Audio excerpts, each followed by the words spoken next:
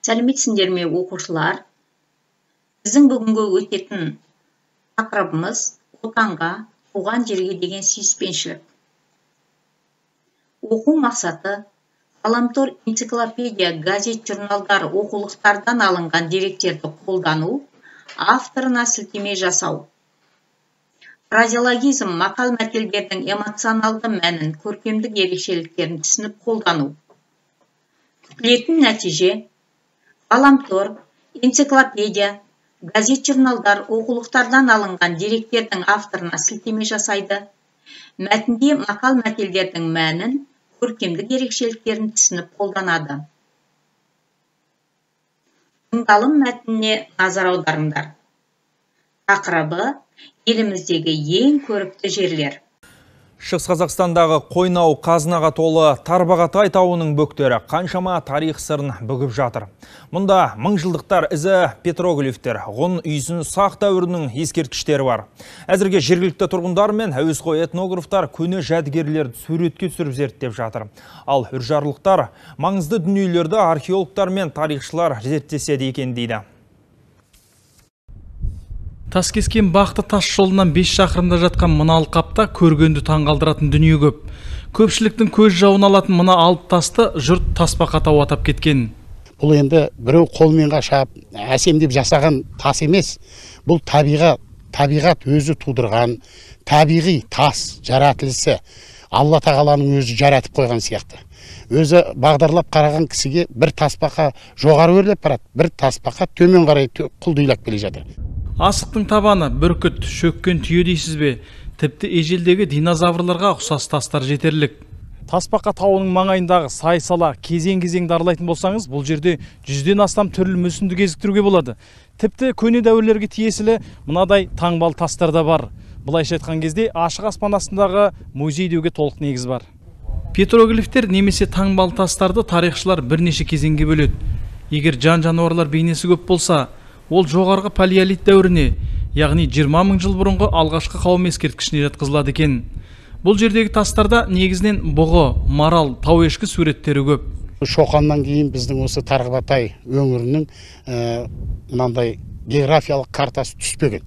Содан кейін тоқтап қалған. Біз соны ары қарай жалғастырушылардың қатарында жүрміз қазір.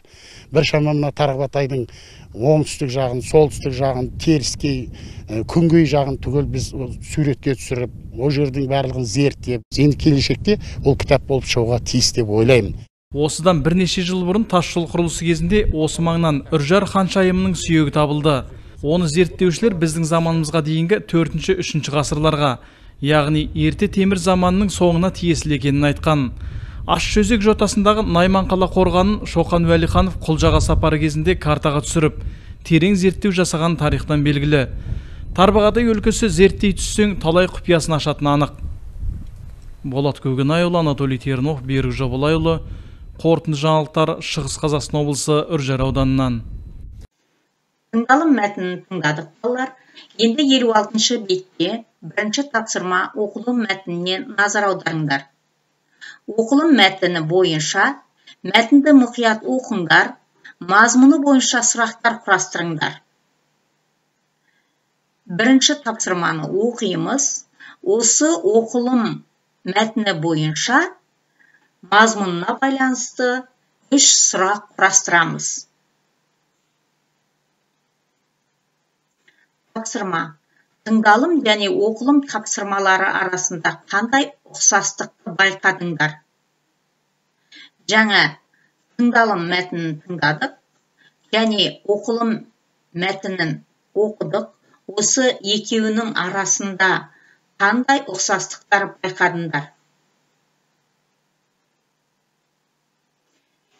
Тыңдалым мәтіні Қазақстан ұлттық арнасы дайындаған материал YouTube каналынан алынды. Оқылым мәтіні Әбіш Кекілбаевтың Елең алаң романынан алынған. 2 мәтін деректеріне авторына сілтеме жасадық. Әдеби тіл нормалары. Әдеби тіл нормаларында мақал-мәтелдер берілген. Мақал-мәтелдер халқымыздың асыл қазынасы. Мақалда ой тұжырымдалып түйінді пікір түрінде айтылады. Мысалы, күлме досқа, келер басқа. Ашу дұшпан, ақыл дос, ақылыңа ақыл қос.